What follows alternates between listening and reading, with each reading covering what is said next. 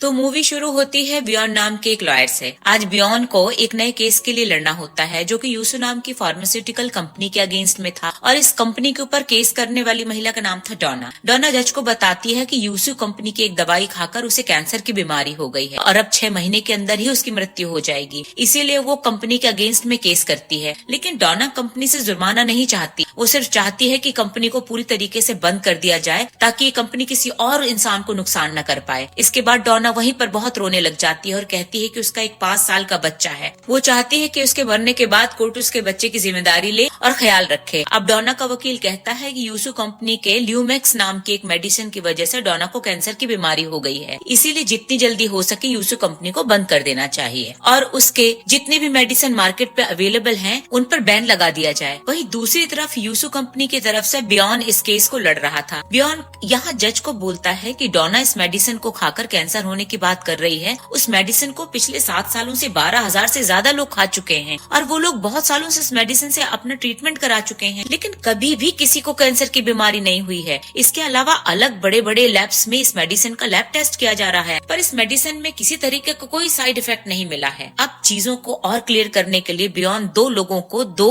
Can food खाने के लिए देता है जो कि यूसु कंपनी के होते हैं। फिर बियॉन यहाँ पर बोलता है कि इस कैन फूड को फ्रेश रखने के लिए इसमें गैस भरी जाती है और इस गैस को लेकर के भी आज से 20 साल पहले इस कंपनी पे एक केस किया गया था। तब कंपनी के ओनर ने यह दावा किया था कि इस गैस को सभी तरह के लैब टेस्ट करने के बाद ही कैन फूड में यूज किया गया है। लेकिन इस गैस के फिर भी साइड इफेक्ट जरूर हैं, पर कैन फूड को फ्रेश रखने के लिए इसको बहुत कम मात्रा में यूज किया जाता है जो कि लोगों के स्वास्थ्य के लिए हानिकारक नहीं है। सो उस टाइम सुप्रीम कोर्ट के फूड एंड ड्रग अथॉरिटी ने कंपनी के पक्ष में अपनी बात रखी थी और इस गैस को भी यूज करने की परमिशन दे दी गई थी। तो उस वक्त जो इस कंपनी के अगेंस्ट में केस किया गया था वो बिल्कुल झूठा था। और यहाँ पे पुराने केस पे बात करना इसलिए जरूरी है क्योंकि आजकल कोई भी किसी प्रोडक्ट में कुछ भी कमी मिलने से उसको बिना रिसर्च किए कंपनी पे बड़े केस कर देता है। इससे कंपनी की बदनामी तो होती है और ओनर को मानसिक तनाव से गुजरना पड़ता है। अगर कंपनी दोषी होती है तो मामला ठीक है, लेकिन अगर कंपनी पूरी तरह से निर्दोष होती है तो फिर कंपनी की बिना वजह ही बहुत बदनामी हो जाती है। इस बारे में कोई कुछ नहीं सोचता। कोई भी इंसान छोटी से छोटी बात पे भी कंपनी पर केस कर देता है। इसके अगेंस्ट में हमें सबसे पहले स्टैंड लेना पड़ेगा क्योंकि इस तरह से बहुत सारी बड़ी बड़ी कंपनी बदनाम हो चुकी हैं और बिना दोष के लास्ट तक सारी कंपनियां बंद हो जाती हैं। इसके अलावा कई सारी कंपनी ओनर के सुसाइड करने के रिकॉर्ड भी हैं। तो आप ही बताइए कि क्या किसी एक इंसान की बातों से किसी बड़ी कंपनी को बंद कर देना चाहिए? मेडिसिन तो सिर्फ उसने अकेले नहीं खाई है बल्कि और लगभग 12,000 लोगों ने भी खाई है। उनको तो कोई बीमारी नहीं हुई, न ही किसी ने कोई कंप्लेंट की है। जो भी हो, अब मैं अपनी असली बात पर आता हूँ। मैंने कुछ दिनों से डोना के बारे में कुछ सबूत इकट्ठे किए हैं और मुझे मेडिकल रिपोर्ट से ये पता चला है कि डोना को कई साल से हेपेटाइटिस की बीमारी है और अगर साइंस की माने तो हेपेटाइटिस की बीमारी से कैंसर के लक्षण आ सकते हैं और इससे इंसान कैंसर के लास्ट स्टेज तक भी पहुंच सकता है। डोना के साथ भी यही हुआ है। सो कैंसर के साथ ल्यूमेक्स मेडिसिन का कोई भी संपर्क नहीं है। अब सारे रिपोर्ट, रिसर्च और सब कुछ देखकर आप ही बताइए कि क्या एक इंसान पे भरोसा करके बिना दोषी साबित किए एक कंपनी को बंद कर देना सही होगा? नहीं ना। इसके बाद कोर्ट यूसु कंपनी को जाने देती है और बियॉन अपने इस केस को जीत जाता है। अब यूसु कंपनी के मामले को न्यूज चैनल में टीवी पे दिखा रहे हैं क्योंकि ये एक बहुत बड़ी कंपनी थी। इस बार अचानक से न्यूज पर दिखा रहे होते हैं कि यूसु कंपनी के चेयरमैन के ड्राइवर जिसका नाम किम था वो अपनी गर्लफ्रेंड सोफिया का मर्डर कर चुका होता है, पर अभी तक सोफिया की लाश नहीं मिलती है। घटना स्थल पर मिले सारे सबूत और बयान को देखते हुए पुलिस किम को गिरफ्तार कर लेती है। इस न्यूज को देखकर बियॉन अपने बॉस तानिया को कहता है कि ये केस तो बिल्कुल सिंपल है क्योंकि खूनी तो पकड़ा ही गया है, अब सिर्फ लाश को ढूंढना बाकी है। तानिया यहाँ बियॉन को कहती है कि इस केस को तुम हैंडल कर लो, लेकिन बियॉन कहता है कि केस तो बिल्कुल सिंपल है, यहाँ तो कुछ समझने लायक रहा ही नहीं है। ये तो पता है कि किम ने ही मर्डर किया है, तो प्रूव करने को क्या बाकी रहता है। और अगर किम किसी अमीर बाप का बेटा होता तो अलग बात होती। उसे किसी गरीब आदमी के लिए केस लड़ने में कोई इंटरेस्ट नहीं है क्योंकि यहाँ से तो कोई पैसे भी नहीं मिलने वाले। लेकिन तानिया यहाँ उसे बताती है कि पैसों की कोई टेंशन नहीं है। यूसु कंपनी का चेयरमैन कितना अमीर है इसका तो तुम्हें कोई अंदाजा भी नहीं है और अगर यूसु कंपनी के चेयरमैन ने ही मुझे ये जिम्मेदारी सौंपी है ताकि हम इस केस को लड़ें, तो एक बार सोच के देखो, अगर हम इस केस को जीत जाते हैं तो हमें बहुत सारे पैसे मिलेंगे। इसके बाद वो बियॉन को यूसु कंपनी के चेयरमैन मिस्टर मून से मिलाती है। मून यहाँ बियॉन को किम का केस लड़ने के लिए कहते हैं और इस केस को लड़ने में जितने पैसों की जरूरत होगी वो खुद देंगे। ये सुनकर बियॉन मान जाता है। मून तब बियॉन को बताता है कि किम पिछले 5 सालों से उसका ड्राइवर है और एक नरम सुशील स्वभाव का बहुत ईमानदार लड़का है। वो कभी किसी का मर्डर कर ही नहीं सकता। वो काफी भरोसेमंद इंसान है और अगर उसके सामने लाखों रुपए भी पड़े होंगे तो उन्हें हाथ नहीं लगाएगा और उसने ये कईयों बार साबित किया है, कभी धोखा नहीं दिया है और उसके हाथों से कभी किसी का खून होना संभव ही नहीं है। और जब किम को अरेस्ट किया जा रहा था तो वो बार बार बता रहा था कि उसने मर्डर नहीं किया है और मुझे उसकी बातों पर पूरा विश्वास है। इसलिए मैं चाहता हूँ कि तुम इस पूरे घटनाक्रम की सच्चाई को पता करो और किम को निर्दोष साबित करो। उनकी मीटिंग खत्म होने के बाद बियॉन तानिया से कहता है कि मैं किम को किस तरह से निर्दोष साबित कर सकता हूँ जबकि सोफिया की लाश तक नहीं मिली है। मुझे तो लगता है कि किम ने ही यह खून किया है। लेकिन तानिया उसको कहती है कि ऐसा नहीं भी हो सकता है कि वो सच में निर्दोष हो। तुम तो एक जीनियस लॉयर हो, अगर तुम इस केस को सॉल्व कर सकते हो तो बहुत अच्छी बात होगी और मुझे पता है कि तुम बिल्कुल कर सकते हो। अगर तुम इस केस को जीत जाते हो तो तुम यूसु कंपनी के लॉयर बन जाओगे। उनकी कोई भी प्रॉब्लम होगी तो वो तुम्हें ही हायर करेंगे। इस तरह से तुम रातों रात करोड़पति बन सकते हो। और इसके अलावा तुम्हारे लिए इस केस में गुड न्यूज और भी है। इस केस में तुम्हारे खिलाफ एमी इस केस को लड़ेगी। एमी सरकारी रूप से इस केस को इन्वेस्टिगेट करेगी। एमी भी इस केस के इन्वेस्टिगेशन में रहेगी। ये बोलकर तानिया यहाँ से चली जाती है। लेकिन एमी का नाम सुनकर बियॉन चौंक जाता है। एक्चुअली एमी बियॉन के कॉलेज लाइफ के क्रश थी। वो एमी को पसंद करता था। सो इस बार बियॉन पूरी तरह से इस केस की तैयारी में लग जाता है। अब उसी दिन रात को बियॉन सीधा सोफिया के घर चला जाता है और वहाँ मिले सारे सबूतों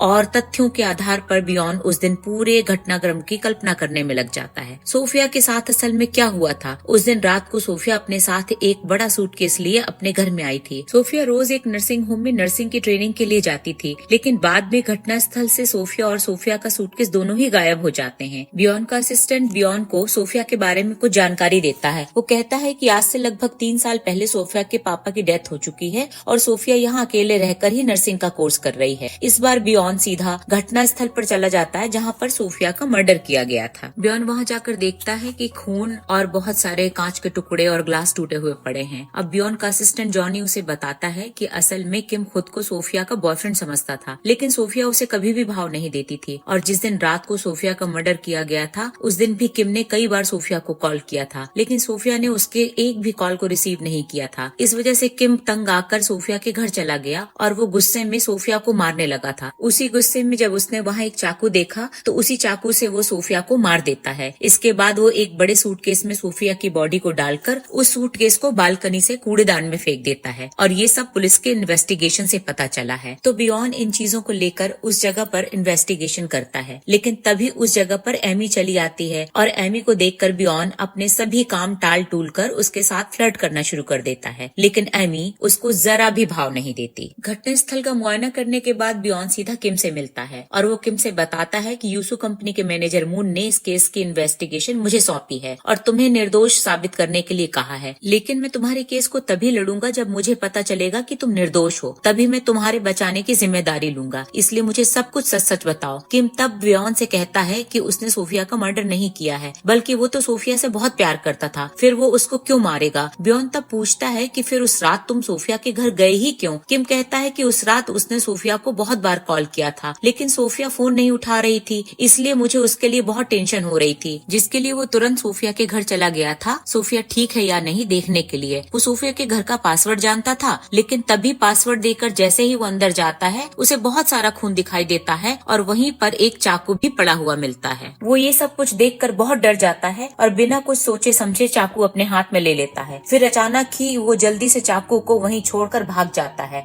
अब बियॉन किम से कहता है कि मर्डर तुमने नहीं किया, लेकिन सोफिया को जिसने मारा है वो क्यों इतनी मेहनत करके सोफिया की लाश को गायब करेगा? तो तुम मुझे सच सच बताओ, सोफिया का मर्डर तुमने ही किया है ना? अब मुझे बताओ उसकी लाश तुमने कहाँ छुपाई है? लेकिन किम अपनी बातों पे अड़ा रहता है। वो बार बार यही कहता है कि उसने मर्डर नहीं किया है। यहाँ किम के 2 दोस्त होते हैं, डेविड और विल, जो कि किम के पक्ष में थे। वो बता रहे थे कि किम जैसे आदमी से तो एक चींटी मारना भी संभव नहीं है। फिर उस दिन किम के पापा किम से मिलने आते हैं। उसके पापा उसके लिए बहुत टेंशन में होते हैं, लेकिन वो किम को शांत रहने के लिए कहते हैं और बताते हैं कि वो जेल में रहने पर भी मून उसकी सैलरी बंद नहीं करेगा करेगा, बल्कि वो मुझे तुम्हारी सैलरी दे देगा। दूसरी तरफ बियॉन उसके असिस्टेंट जॉनी को लेकर दोबारा सोफिया के घर चला जाता है और वो चारों तरफ अच्छे से जांच करते हैं ताकि उनको कोई ना कोई क्लू मिल जाए। वो असल में ये समझने की कोशिश कर रहा होता है कि अगर किम ने मर्डर नहीं किया तो जिसने भी मर्डर किया था वो जरूर बालकनी की मदद से अंदर आया होगा। बियॉन तब इन चीजों को अच्छे से समझने के लिए जॉनी को बालकनी पे चढ़ाने के लिए कहता है और वो वहाँ से घर के दरवाजे को लॉक चेक करने के लिए जाता है। वहीं बियॉन को देखने को मिलता है कि दरवाजे पे जो पासवर्ड से लॉक किया हुआ था वहाँ पे 3 बैटरी में से एक बैटरी गायब है और तभी बालकनी के सहारे जॉनी घर के अंदर चला आता है। बियॉन जब जॉनी से कहता है कि अगर तुम बालकनी से घर के अंदर आ सकते हो तो फिर खूनी भी जरूर बालकनी से ही अंदर आया होगा। अब देखते देखते ही कोर्ट में सुनवाई का दिन आ जाता है और एमी यहाँ पे जज को बताती है कि चाकू में साफ साफ किम के फिंगरप्रिंट पाए गए हैं। इससे प्रमाण हो जाता है कि किम ने ही मर्डर किया है। लेकिन बियॉन यहाँ पर कहता है कि फिंगरप्रिंट मिलने से प्रमाणित नहीं होता है कि किम ने ही मर्डर किया है। किम तो सोफिया से प्यार करता था और जिस दिन सोफिया का मर्डर हुआ था उस दिन भी किम ने उसे लगभग 20 बार कॉल किया था, पर उसके फोन रिसीव न करने से किम को टेंशन हो रही थी और इसीलिए किम उसे मिलने के लिए घर गया था और वहाँ जाकर उसे फ्लोर पर ब्लड देखने को मिलता है और वो हड़बड़ाहट में ही चाकू को अपने हाथ में ले लेता है। इसीलिए उस छुरी पर उसके फिंगरप्रिंट्स आ गए थे। इसके अलावा लाश तो हमें अभी तक मिली नहीं है, तो हम अभी तक ये किस तरह से कह सकते हैं कि सोफिया का सच में मर्डर हुआ है। ऐसा भी तो हो सकता है कि जख्मी होने के बावजूद भी सोफिया जिंदा हो। यहाँ फॉरेंसिक डॉक्टर कहते हैं कि घटना स्थल पर जिस मात्रा में खून मिला है उससे ये तो निश्चित हो जाता है कि सोफिया सच में मर चुकी है, क्योंकि इंसान के शरीर में इतनी ज्यादा मात्रा में खून बहने से वो कभी भी जिंदा नहीं बच सकता। अब बियॉन उस फॉरेंसिक डॉक्टर को स्क्रीन पर एक वीडियो क्लिप दिखाता है जहाँ पे घटना स्थल की दीवार पर खून के छींटे लगे हुए मिले थे।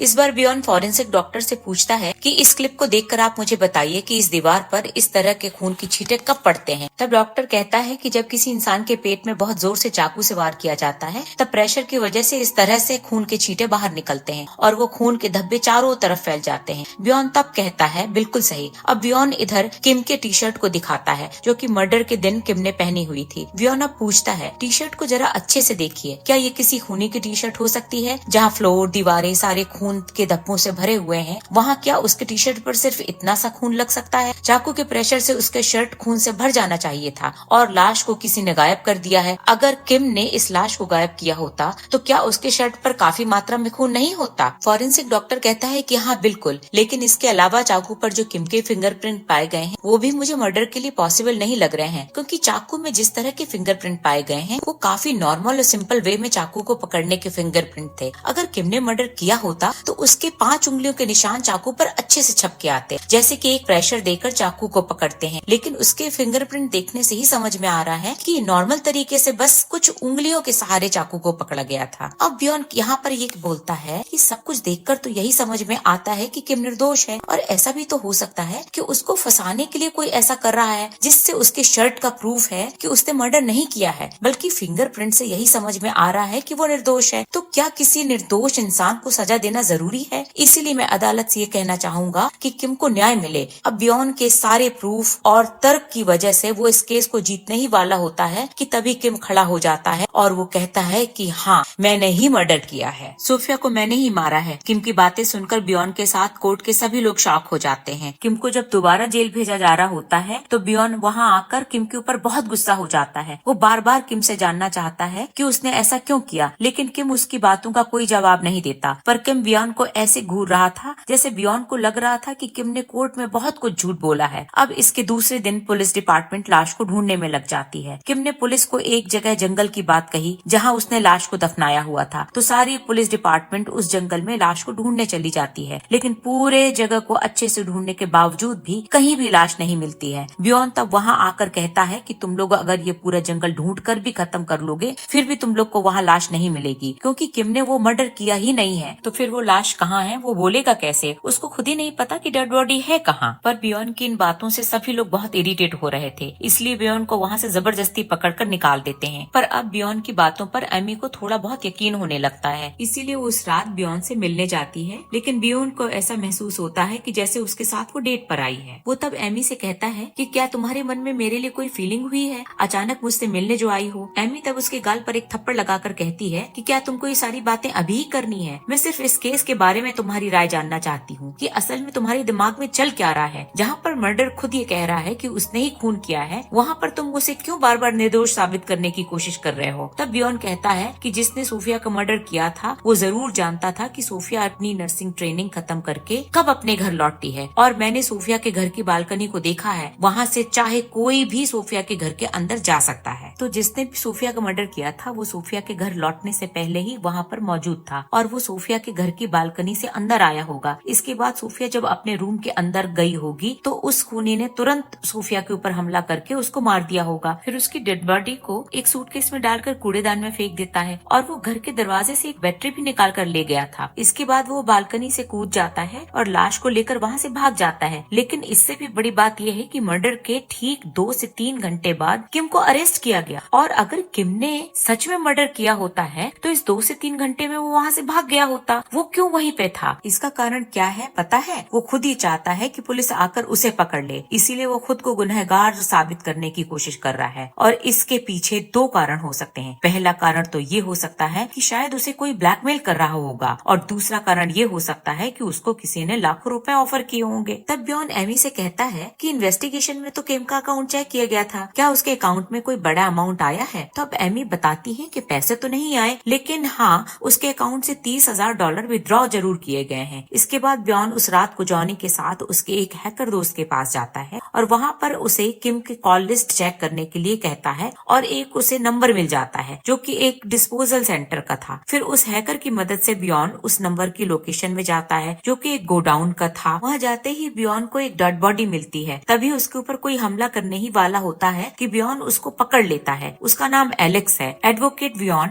एलेक्स को डेड बॉडी के बारे में पूछता है। तब एलेक्स अपने बारे में बियॉन को बताता है कि वो मॉर्ग में काम करने वाला एक वार्ड बॉय है जो डेड बॉडी को सेल करता है। उसे कहा गया था कि उस बॉडी के बोन और स्किन से इम्प्लांट बना के उससे बीमार लोगों को बचाया जाता है। एलेक्स बताता है कि किम को एक पर्टिकुलर बॉडी का सर चाहिए था, जिसके लिए उसने एलेक्स को $30,000 दिए थे। बियॉन कहता है कि किम तो जेल में है, तो डेड बॉडी का सर खरीदने कौन आएगा? अब उस कल्प्रिट को पकड़ने के लिए बियॉन एक ट्रैप बिछाता है। एलेक्स कल्प्रिट के बताए हुए लॉकर में वो कटा हुआ सर रख करके पैसा लेकर वहाँ से चला जाता है, और बियॉन किम के दोस्त डेविड और विल के साथ मिलकर कल्प्रिट का इंतजार करने लगता है। रात का फायदा उठाकर वो कल्प्रिट कटा हुआ सर लेकर बाइक से भागने लगता है। बियॉन भी उसके पीछा करता है। काफी भागने के बाद वो कल्प्रिट एक ट्रक से टकरा जाता है और नीचे गिर जाता है। तब बियॉन उसे पकड़ लेता है, और यहाँ पर आता है एक ट्विस्ट। हेलमेट हटाने के बाद बियॉन को पता चलता है कि कल्प्रिट और कोई नहीं बल्कि खुद सोफिया है। बियॉन एकदम से शॉक्ड हो जाता है। बियॉन सोफिया को घर लेकर आता है, और तब तक बियॉन को ये समझ में आ जाता है कि किम और सोफिया ने ही मिलकर ये मर्डर का नाटक रचाया था, लेकिन उसे अभी तक इसका कारण नहीं पता चला। तब बियॉन सोफिया से पूछता है कि तुमने डेड बॉडी का सर क्यों खरीदा और इस मर्डर का नाटक किस लिए किया? तब सोफिया उसे पूरी कहानी बताती है। सोफिया कहती है कि उसके पिता ने ही ल्यूमेक्स इन्वेंट किया था। उनको जब ल्यूमेक्स का साइड इफेक्ट पता चला तब उन्होंने उसे मार्केट में बेचने से मना कर दिया। तब मून ने फर्जी पेपर्स बना के परमिशन हासिल कर लिए, और फिर जब मेरे पिता ने मून को मीडिया के जरिए एक्सपोज करने की कोशिश करी तब मून ने उनका मर्डर करवा दिया। और सोफिया बियॉन को ये भी बताती है कि डेड बॉडीज वो लोग हैं जिनकी मौत ल्यूमेक्स के साइड इफेक्ट की वजह से हुई है, और मून इनको छुपाना चाहता है। ल्यूमेक्स डेडली और पॉइजनस दोनों है। ल्यूमेक्स की वजह से कैंसर या ट्यूमर होने की संभावना बहुत ज्यादा है, और इस ल्यूमेक्स की जांच करने के लिए हमें डेड बॉडी की जरूरत थी। अब अगले सीन में बियॉन को किम के साथ देखा जाता है। बियॉन किम को कहता है कि 5 साल पहले मून ने तुम्हारी और तुम्हारी फैमिली की मदद की, इसके बाद से तुम मून के वफादार बन गए। फिर एक दिन मून ने तुम्हें सोफिया को मारने भेजा, लेकिन तुमने उसका मर्डर नहीं किया, उल्टा मर्डर का नाटक रचाया और इल्जाम अपने सर लेकर जेल की सजा काट रहे हो। क्यों? तब किम कहता है कि मैंने जब पहली बार एक चैरिटी इवेंट में सोफिया को देखा था तो पहली नजर में ही मुझे सोफिया पसंद आ गई थी, इसलिए मैंने सोफिया को मून का सारा प्लान बता दिया था। तब मैंने और सोफिया ने मिलकर एक पूरा क्राइम सीन क्रिएट किया ताकि मून को यकीन हो जाए कि मैंने सोफिया का मर्डर कर दिया है। तब बियॉन किम को कहता है लेकिन मून कन्विंस नहीं हुआ, इसलिए सच्चाई को पता लगाने के लिए ही मून ने मुझे हायर किया है। तब बियॉन किम से कहता है कि सोफिया अब मेरे पास है। नेक्स्ट सीन में बियॉन मून को कॉल करता है और बोलता है कि मेरे पास किम को बचाने का एक तरीका है क्योंकि किम इनोसेंट है। ये सुनकर मून शॉक्ड हो जाता है और बियॉन को मिलने के लिए बुलाता है। बियॉन जब पार्किंग लॉट पहुंचता है तब डेविड और विल उसे पकड़कर एक गाड़ी में डाल देते हैं। तब उसे पीछे की साइड में बेहोशी की हालत में सोफिया भी दिखाई देती है। बाद में उन लोगों को किडनैप करके मून के पास लाया जाता है। मून बियॉन के गले में कुत्ते के पट्टे से शॉक देकर टॉर्चर करता है। तब मून अपने आदमी को ऑर्डर देता है कि वो सोफिया के पास से सारे सबूत लेने के बाद उसे मार के फेंक दे और बियॉन को नशे वाले इंजेक्शन देकर उसे उसके ऑफिस में छोड़ देता है। तभी तानिया उसके नशे में धुत हुए लड़कियों के साथ फोटोज ले लेती है, जिससे वो बाद में बियॉन को ब्लैकमेल करती है। तब बियॉन को पता चलता है कि तानिया भी मून के साथ मिली हुई है। तब तानिया बियॉन से कहती है कि सोफिया के पास रिसर्च की रिपोर्ट नहीं है, तुम्हें वो किम के पास से लाना पड़ेगा, नहीं तो मैं ये फोटोज मीडिया को दे दूंगी। फिर बियॉन किम से मिलने जेल जाता है और उसे कहता है कि सोफिया मून के कब्जे में है। ये सुनकर किम अपना आपा खो देता है, लेकिन बियॉन उसे कहता है कि शांत हो जाओ और रिसर्च के पेपर के बारे में पूछता है। किम उसे बताता है कि रिपोर्ट उसके फोन में है और वो फोन अब सर्विस सेंटर में है। फिर बियॉन डेविड और विल के साथ सर्विस सेंटर फोन लेने जाता है और जब बियॉन का नंबर आता है तब अचानक बियॉन डेविड और विल को चकमा देकर फोन लेकर भाग जाता है। बियॉन फोन लेकर मून को देता है। तब मून बियॉन को पूछता है कि तुम आखिर चाहते क्या हो। जवाब में बियॉन कहता है कि मैं अपनी कंपनी का लॉयर बनना चाहता हूँ, बड़े लोगों से पंगा लेकर क्या मरना है मुझे। अगले दिन कोर्ट ल्यूमिक्स को लेकर बियॉन के फेवर में फैसला सुनाता है। एमी बियॉन के इस बर्ताव से बहुत डिसअपॉइंट होती है। बाद में बियॉन डोना के पास हॉस्पिटल में आता है और डोना और उसके लॉयर को कहता है कि कंपनी डोना से 10 लाख का कंपनसेशन चाहती है। ये सुनकर डोना शॉक्ड हो जाती है। तब बियॉन डोना के लॉयर को एक एनवलप देता है। इस एनवलप में क्या है ये राज हमें आगे पता चलेगा, लेकिन बियॉन की हैवानियत देखकर उसका असिस्टेंट बहुत गुस्सा होकर उसे छोड़कर चला जाता है। अगले सीन में हम बियॉन को मून के घर में देखते हैं और मून बियॉन को कहता है कि किम ने उसे मर्डर के बारे में जो कहा था उसको सच साबित करना बहुत जरूरी है, इसलिए अब मून सोफिया को मारने की जिम्मेदारी बियॉन को देता है। ये सुनकर बियॉन बहुत ज्यादा घबरा जाता है, लेकिन मून का भरोसा जीतने के लिए उसे ये करना ही पड़ेगा। फिर जेल में किम और उसके पिता को हम एक साथ देखते हैं। उनसे किम को पता चलता है कि मून ने बियॉन पर सोफिया को मारने की जिम्मेदारी सौंपी है। ये सुनकर किम बहुत आग बबूला हो जाता है। फिर वो प्रोसिक्यूटर एमी से मिलता है और एमी को सारी बात बता देता है कि सोफिया जिंदा है और वो इंचियोन रिकवरी सेंटर में है। वहाँ पर अभी भी इलीगल एक्सपेरिमेंट किए जाते हैं। दूसरी तरफ बियॉन को मून के आदमी एक सूटकेस के साथ बेहोश सोफिया के पास इंचियोन रिकवरी सेंटर में छोड़ करके जाते हैं। वो बियॉन को कहते हैं कि उसे सोफिया को टुकड़ों में काटकर सूटकेस में भरना है और ये भी बताता है कि मून का आदमी उस पर सीसीटीवी के जरिए नजर रख रहा है। ठीक इसी समय एमी बहुत सारे पुलिस वालों के साथ सर्च वारंट लेकर वहाँ पहुँच जाती है। मून के आदमी उनको रोकने की कोशिश करते हैं, लेकिन एमी बहुत बहादुरी से दरवाजा तोड़कर रिसर्च सेंटर में घुस जाती है, पर मून के लोग रिसर्च के सारे रिपोर्ट और हार्ड डिस्क को डिस्ट्रॉय कर देते हैं। अब सीसीटीवी के बंद होने पर मून के आदमी डेविड और विल को लेकर बियॉन के पास पहुंच जाते हैं, जहां बियॉन ऑलरेडी सोफिया को मारकर सूटकेस में बंद कर चुका होता है। तब वो लोग सूटकेस को लेकर जंगल में दफना देते हैं। दूसरी तरफ एमी को कुछ भी नहीं मिलता है। रात में बियॉन मून के साथ बैठकर शराब पीता है और तब बातों बातों में मून मान जाता है कि ल्यूमिक्स बहुत पॉइजनस है। मून कहता है कि मैंने इस रिसर्च में बहुत सारा पैसा लगाया था, इतना खर्चा हो चुका है तो उसका भरपाई भी तो करनी जरूरी है। अगर इससे कुछ लोग मरते हैं तो मरने दो, और पैसे से कोई झूठी रिपोर्ट बनवाई जा सकती है। सोफिया भी मर चुकी है और अब इसकी वजह से किम को भी कल डेथ पेनाल्टी मिलेगी